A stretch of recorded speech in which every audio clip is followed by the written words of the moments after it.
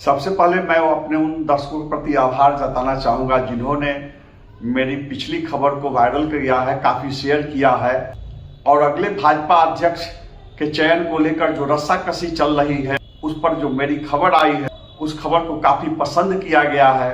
सुबह से ही दिल्ली से, पटना से, मुजफ्फरपुर से और राज्य के कई अलग अलग जिलों से मेरे पास कॉल आ रहे हैं, व्हाट्सएप मैसेज आ रहे हैं, तो आपका बहुत बहुत आभार। प्रदेश भाजपा अध्यक्ष पद के लिए मेरे दर्शकों ने एक और नाम बताया है, यह नाम है संजीव चौरसिया का। संजीव चौरसिया कभी प्रदेश भाजपा के महामंत्री होते थे। वे सिक्किम के पूर्व राज्यपाल गंगा प्रसाद के पुत्र हैं।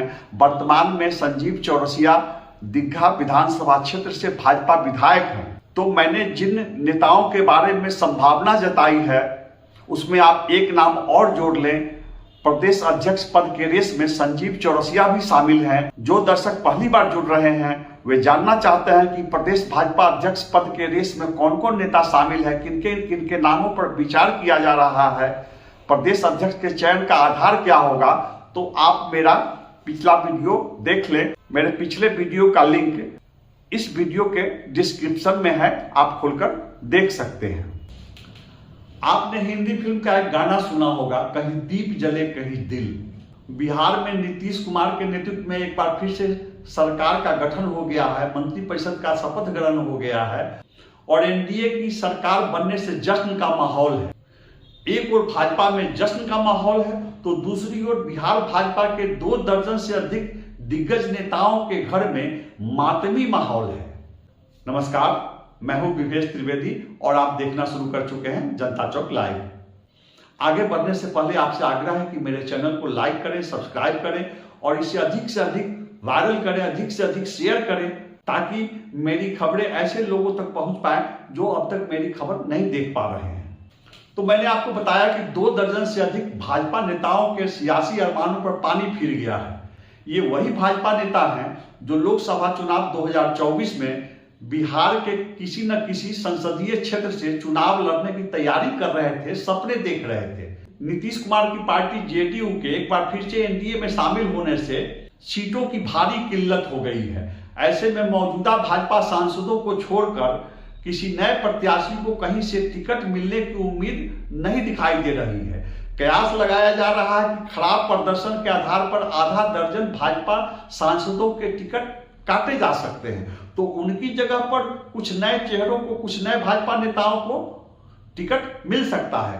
लेकिन जो भाजपा नेता दूसरी सीटों से चुनाव लड़ने के सपने देख रहे थे उनके अरमानों पर पानी फिरता हुआ नजर आ रहा है। जिन दिग्गज भाजपा नेताओं के अरमानों पर पानी फिरने की चर्चा है उसमें पूर्व केंद्रीय मंत्री सैयद शाहनवाज हुसैन शामिल है, उसमें पूर्व केंद्रीय मंत्री आरसीपी सिंह शामिल है, उसमें पूर्व सांसद ओम प्रकाश यादव शामिल है, पूर्व सांसद वीरेंद्र चौधरी झंझारपुर वाले शामिल हैं, जहानाबाद के पूर्व सांसद अरुण कुमार के अरमानों पर पानी फिरता नजर आ रहा है। एक उम्मीद यह भी की जा रही है कि सैयद शाहनवाज हुसैन को एक बार फिर से नीतीश मंत्रिमंडल में मंत्री पद की शपथ दिलाई जा सकती है। पिछली बार वे एनडीए के सरकार में उद्योग मंत्री थे, उनका प्रदर्शन बहुत अच्छा रहा था। नए नए उद्योगों की स्थापना में, नए नए उद्योग लाने में उन्होंने महत्वपूर्ण भूमिका निभाई थी। सैयद शाहनवाज हुसैन बिहार सरकार में मंत्री बनाए जा सकते हैं।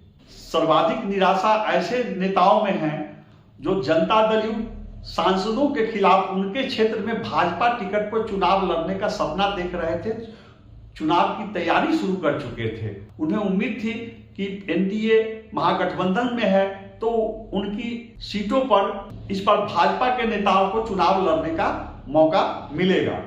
मैं अपने नए दर्शकों को बता दूं कि लोकसभा चुनाव 2019 में बिहार में भाजपा और जेडीयू 17 सीटों पर चुनाव लड़े थे। इस बार कहा जा रहा था कि भाजपा बिहार में 25 से 30 सीटों पर अपने पार्टी के प्रत्याशियों को उतारेगी। तो भाजपा नेताओं को उम्मीद थी कि 17 मौजूदा सांसदों के अलावा भाजपा 13 अन्य निर्वाचन क्षेत्रों में भी अपने प्रत्याशी उतारेगी। तो इन 13 संसदीय क्षेत्रों में 2 दर्जन से अधिक भाजपा नेता चुनाव की तैयारी में जुटे थे। वे जनसंपर्क कर रहे थे, वे लगातार क्षेत्र में सक्रिय थे, लेकिन ऐन वक्त पर नीतीश कुमार के एनडीए में चले आने से अब जेडीयू सांसदों को ही एनडीए प्रत्याशी बनाया जाएगा। दरअसल नीतीश कुमार इसीलिए आए हैं कि उनके सांसदों की जीत पक्की हो जाए। ऐसी स्थिति में जहां जहां भाजपा सांसदों के टिकट कटेंगे वहां पर तो नए चेहरे को टिकट मिल सकता है, लेकिन जनता दल यू के कब्जे वाली सीटों पर, जनता दल यू सांसदों के सीटों पर भाजपा नेताओं को टिकट मिलने की अब कोई उम्मीद नहीं है। इसलिए मैंने बताया कि एक ओर जहां जश्न का माहौल है, वहीं दूसरी ओर भाजपा में गहरी निराशा है, भाजपा नेताओं में गहरी निराशा है। खासकर ऐसे नेता जिन्हें लग रहा था कि बस अब टिकट मिलने की देर है, घोषणा होने की देर है, उनका संसद में पहुंचना, उनका दिल्ली पहुंचना पक्का है, निश्चित है। हमारे जिन दर्शकों को यह जानने की अभिरुचि है कि वह कौन कौन सी सीट है, किन किन लोकसभा निर्वाचन क्षेत्रों में भाजपा चुनाव की तैयारी में जुटी थी और वहां एक एक सीट पर 2-2, 3-3 भावी प्रत्याशी चुनावी तैयारी में जुटे हुए थे, चुनाव लड़ने का सपना देख रहे थे, उन्हें निराशा हुई है, तो मैं अपने दर्शकों को उन लोकसभा निर्वाचन क्षेत्रों का नाम बता देता हूं। ये क्षेत्र है वाल्मीकि नगर, सीतामढ़ी, सिवान, झंझारपुर, काराकाट, गया, बांका, मुंगेर, भागलपुर, नालंदा, जहानाबाद, मधेपुरा, सुपौल, कटिहार, पूर्णिया, गोपालगंज।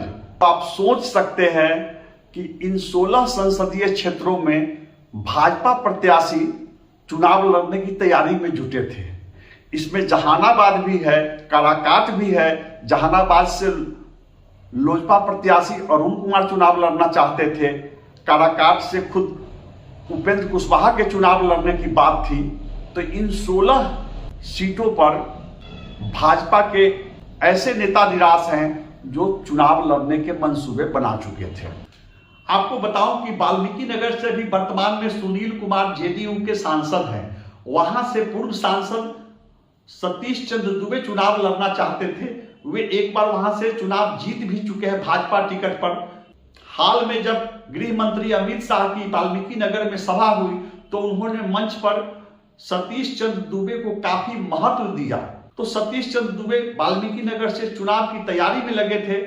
उनके समर्थकों को उम्मीद थी कि सतीश चंद्र दुबे वर्तमान में अभी राज्यसभा के सदस्य हैं, लेकिन उन्हें फिर से लोकसभा चुनाव लड़ने की प्रबल इच्छा है। समर्थकों को लग रहा था कि टिकट मिलना तय है और जीत भी तय है। इसके अलावा एक और नेता है जो वाल्मीकि नगर से भाजपा टिकट पर चुनाव लड़ने की तैयारी में थे, शैलेंद्र कुमार गढ़वाल। वे प्रदेश भाजपा अनुसूचित जनजाति मोर्चा के अध्यक्ष हैं। उनके पिता भी मंत्री हुआ करते थे और बिहार में अनुसूचित जनजाति के वे कद्दावर नेता माने जाते हैं। पश्चिम चंपारण की राजनीति में आदिवासी समाज की बहुत अहमियत है। दोन क्षेत्र में आदिवासियों की बड़ी आबादी है। आदिवासी मतदाता वहां निर्णायक होते हैं। आदिवासियों का समर्थन जिस प्रत्याशी को मिल जाता है, जिस पार्टी को मिल जाता है, उसकी जीत पक्की हो जाती है। तो उम्मीद की जा रही थी कि अगर सतीश चंद्र दुबे को टिकट नहीं मिलता है तो शैलेंद्र गढ़वाल को प्रत्याशी बनाया जाएगा, लेकिन अब इन दोनों नेताओं और उनके समर्थकों के अरमानों पर पानी फिरता नजर आ रहा है। एक और सांसद हैं सुनील कुमार पिंटू, जो पिछली बार सीतामढ़ी से जेडीयू टिकट पर निर्वाचित हुए थे। सुनील कुमार पिंटू अब नीतीश कुमार का विश्वास खो चुके हैं। पिछले 6 महीने से इस बात की बड़ी चर्चा है कि सुनील कुमार पिंटू भाजपा में आ रहे हैं। उन्हें सीतामढ़ी से या शिवहर में रामा देवी का टिकट काटकर प्रत्याशी बनाया जा सकता है। तो अब जबकि नीतीश कुमार एनडीए में आ गए हैं तो इस बात की गुंजाइश नहीं दिखती है कि सुनील कुमार पिंटू को सीतामढ़ी से प्रत्याशी बनाया जाएगा। वैसे भी बिहार विधान परिषद के अध्यक्ष देवेश चंद्र ठाकुर खुद को प्रत्याशी बता रहे हैं। उनका दावा है कि मुख्यमंत्री नीतीश कुमार ने उन्हें पार्टी की बैठक में सार्वजनिक रूप से सीतामढ़ी से जेडीयू का अगला प्रत्याशी घोषित किया है। तो देवेश चंद्र ठाकुर सीतामढ़ी से एनडीए टिकट के प्रबल दावेदार हो गए हैं। तो सुनील कुमार पिंटू के कैरियर पर अब तलवार लटकती दिख रही है। यह देखना दिलचस्प होगा कि उन्हें रमा देवी की जगह पर शिवहर से प्रत्याशी बनाया जाता है या फिर से उन्हें बिहार विधानसभा के चुनाव के लिए इंतजार करना पड़ेगा।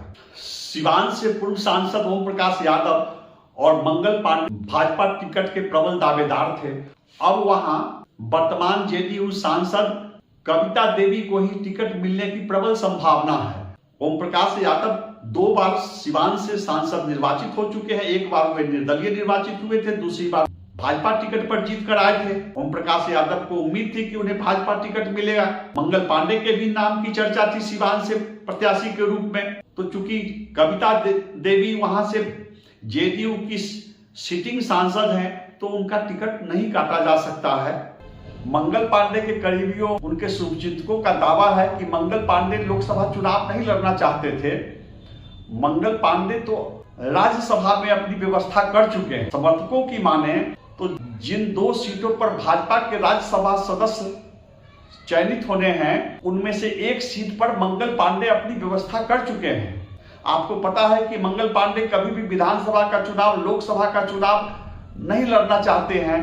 वे पिछले दरवाजे से लगातार विधान परिषद के माध्यम से आते रहे हैं। मुख्यमंत्री कोई हो, सरकार कोई हो, मंगल पांडे अपने लिए सेटिंग करने में बड़े उस्ताद माने जाते हैं। मंगल पांडे को पता है कि कैसे विनोद तावड़े से संबंध अच्छा किया जा सकता है, कैसे भिखूभाई तलसानिया से संबंध अच्छा किया जा सकता है, कैसे जेपी नड्डा से संबंध अच्छा किया जा सकता है। मंगल पांडे की 2 सूत्री रणनीति होती है। अपने लिए किसी तरह से विधान परिषद जी पिछले दरवाजे से सदन का रास्ता मिल जाए, और उनकी दूसरी रणनीति होती है किसी भी कीमत पर राज्य के किसी दूसरे ब्राह्मण नेता का कद उनसे बड़ा नहीं होने पाए। तो मंगल पांडे के समर्थकों की माने तो राज्यसभा में उनकी सदस्यता तय है। झंझारपुर संसदीय क्षेत्र से पूर्व सांसद वीरेंद्र चौधरी भाजपा टिकट के दावेदार थे। इसके अलावा मधुबनी जिला परिषद अध्यक्ष के पति ललन मंडल भी वहां से टिकट चाह रहे थे। पूर्व सांसद देवेंद्र प्रसाद यादव के भाई उपेंद्र यादव भी भाजपा टिकट के दावेदार थे। तो ये 3 नेता झंझारपुर संसदीय क्षेत्र से भाजपा टिकट पर चुनाव लड़ने की तैयारी करने में जुटे हुए थे। वर्तमान में वहां रामप्रीत मंडल जेडीयू सांसद हैं। जेडीयू अब एनडीए में है, तो यह सवाल ही नहीं उठता है कि झंझारपुर सीट पर भाजपा प्रत्याशी को टिकट मिले। एक चर्चा चल रही है कि रामप्रीत मंडल के जगह पर नीतीश कुमार के पुराने मित्र मंगनी लाल मंडल को प्रत्याशी बनाया जाए। मंगनी लाल मंडल अभी झंझारपुर क्षेत्र में काफी सक्रिय बताए जाते हैं। तो झंझारपुर से रामप्रीत मंडल प्रत्याशी बने या मंगनी लाल मंडल प्रत्याशी बने, जेडीयू ही अपना प्रत्याशी खड़ा करे। चर्चित आईएएस अधिकारी आरसीपी सिंह इस उम्मीद में थे कि नालंदा से उन्हें भाजपा प्रत्याशी बनाया जाएगा। नालंदा से लगातार शैलेंद्र कुमार जनता दल यू के टिकट पर सांसद निर्वाचित होते आ रहे हैं। तो आरसीपी सिंह के अरमानों पर पानी फिरता नजर आ रहा है। आपको पता है कि आरसीपी सिंह नीतीश कुमार के बहुत विश्वास पात्र हुआ करते थे। वे कभी जनता दल यू के राष्ट्रीय अध्यक्ष होते थे, नीतीश कुमार के सबसे निकटतम सलाहकार होते थे। लेकिन जैसे ही आरसीपी सिंह केंद्र सरकार में मंत्री बने थे, उनके रिश्ते नीतीश कुमार से खराब हो गए थे। आरसीपी सिंह नीतीश कुमार का विश्वास खो बैठे और बाद में आरसीपी सिंह ने भाजपा की सदस्यता ग्रहण कर ली और उन्हें नालंदा संसदीय क्षेत्र से भाजपा का प्रत्याशी माना जा रहा था। लेकिन चूंकि नालंदा से जेडीयू के सांसद हैं और नालंदा नीतीश कुमार का गृह क्षेत्र है, तो यह सवाल ही नहीं उठता है कि नालंदा में नीतीश कुमार की इच्छा के बगैर आरसीपी सिंह को भाजपा प्रत्याशी बनाया जाएगा। जहानाबाद के पूर्व सांसद अरुण कुमार भी निराश हैं। वे जहानाबाद से लोजपा या भाजपा टिकट पर चुनाव लड़ने की तैयारी कर रहे थे। लेकिन आपको पता है कि जहानाबाद से अभी जनता दल यू के सांसद हैं चंदेश्वर प्रसाद, तो चंदेश्वर प्रसाद का टिकट नहीं काटा जा सकता है। जहानाबाद से जेडीयू हर हाल में अपना प्रत्याशी खड़ा करेगा। तो अरुण कुमार के अरमानों पर भी पानी फिरता नजर आ रहा है। अरुण कुमार जहानाबाद के अलावा विशेष परिस्थिति में नवादा से भी चुनाव लड़ना चाहते थे। गया संसदीय क्षेत्र से 2 बार हरि माझी भाजपा टिकट पर निर्वाचित हो चुके हैं। इस बार वे फिर से भाजपा टिकट पर चुनाव लड़ने की तैयारी कर रहे थे। आपको पता है कि गया में जेडीयू के सांसद हैं तो फिर से गया में जेडीयू के प्रत्याशी को ही टिकट मिलेगा और हरि माझी के समर्थकों को निराशा हो रही है। एनडीए गठबंधन में नीतीश कुमार के आ जाने से एक और सीट पर मामला फंस रहा है। यह सीट है गया संसदीय क्षेत्र। आपको पता है कि यहां पिछली बार हम के नेता पूर्व मुख्यमंत्री जीतन राम मांझी चुनाव लड़े थे, लेकिन वे हार गए थे। यह सीट अभी जेडीयू के कब्जे में है। हालांकि जीतन राम मांझी अपनी उम्र का हवाला देते हुए बार बार कह रहे हैं कि वे अब चुनाव नहीं लड़ेंगे, वे राज्यसभा में जाना चाहते हैं।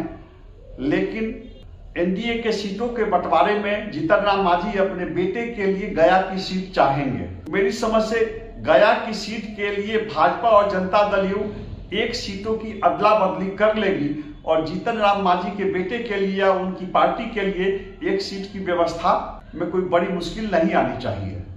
काराकाट में उपेंद्र कुशवाहा की उम्मीदों पर पानी फिरता नजर आ रहा है।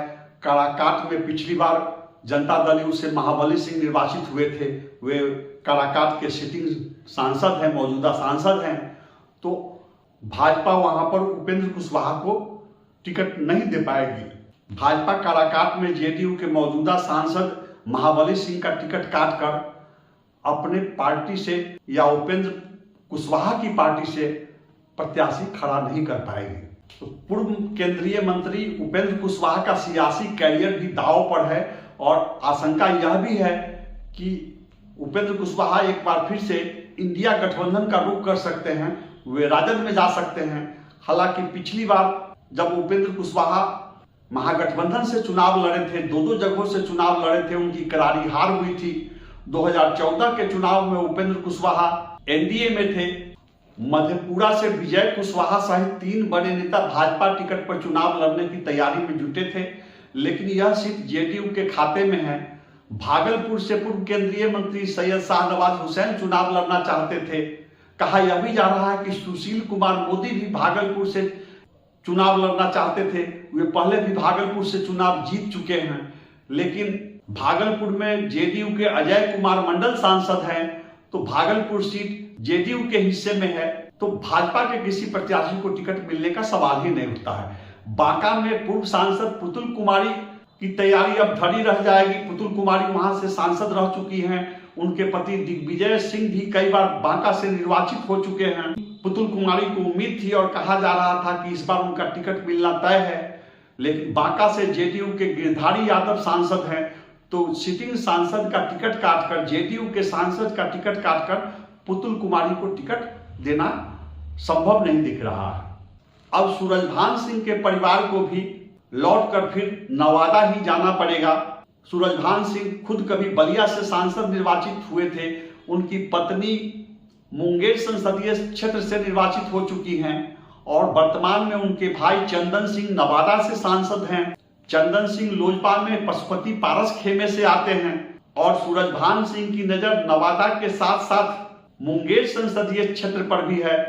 कहा यह जा रहा था कि सूरजभान सिंह अपने भाई या अपनी पत्नी को इस बार मुंगेर से चुनाव लड़ाना चाहते हैं, लेकिन अब जबकि जनता दल यू एनडीए में आ चुका है और वहां से जनता दल यू के सिटिंग सांसद हैं पूर्व राष्ट्रीय अध्यक्ष ललन सिंह, तो ललन सिंह का टिकट काटकर भाजपा के किसी प्रत्याशी को टिकट देने की गुंजाइश नहीं दिखती है। ऐसी स्थिति में सूरजभान सिंह एक बार फिर से नवादा का रुख करेंगे। वे चाहेंगे कि पशुपति पारस खेमे से उन्हें नवादा से टिकट दिया जाए और जब सूरजभान सिंह के भाई चंदन सिंह नवादा से ही चुनाव लड़ेंगे तो नवादा में अपना भविष्य तलाश रहे, नवादा से चुनाव लड़ने की सोच रहे। जहानाबाद वाले अरुण कुमार को नवादा में भी निराशा हाथ लग रही है। अरुण कुमार को नवादा और जहानाबाद इन दोनों में से कहीं भी टिकट मिलने की गुंजाइश नहीं दिख रही है। सुपौल, कटिहार और पूर्णिया से आधा दर्जन नेता भाजपा टिकट पर चुनाव लड़ने का सपना देख रहे थे, वो तैयारी कर रहे थे, वे कोशिश में थे कि उनको भाजपा टिकट मिल जाए। अब उनके कैंप में भी मायूसी है। पूर्णिया से पूर्व सांसद उदय सिंह टिकट के दावेदार थे। सुपौल से 2014 के लोकसभा चुनाव में कामेश्वर चौपाल भाजपा उम्मीदवार थे। तो ये सब सीट भी जनता दल यू के खाते में है। इन सीटों से किसी भाजपा प्रत्याशी को टिकट मिलने की कोई गुंजाइश नहीं है। तो आपसे आग्रह है कि आप मेरे साथ बने रहिए। मैं नवीनतम राजनीतिक घटनाक्रमों पर आधारित रोचक रोमांचक खबरें लेकर आपके बीच आता रहूंगा। आपसे आग्रह है कि मेरे चैनल जनता चौक लाइव को आप अधिक से अधिक शेयर कीजिए, अधिक से अधिक वायरल कीजिए, ताकि ऐसे लोगों तक मेरी खबरें पहुंच पाए जो अब तक मेरी खबर नहीं देख पा रहे हैं। नमस्कार।